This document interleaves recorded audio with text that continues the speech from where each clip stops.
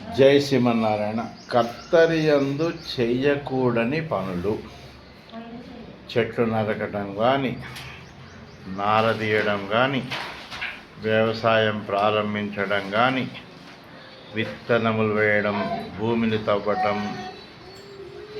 గృహమును కట్టడం, క్షౌరం చేయించుకోవడం, తోటలు వేయటం, చెరువులు బావులు తవ్వటం, కొత్త బండి ఎక్కడం,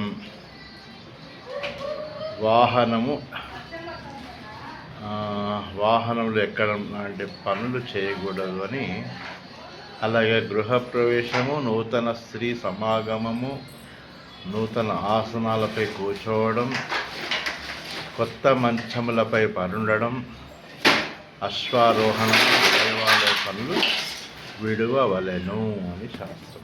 జై శ్రీమన్నారాయణ. రాచకొండ రామాచార్యుడు.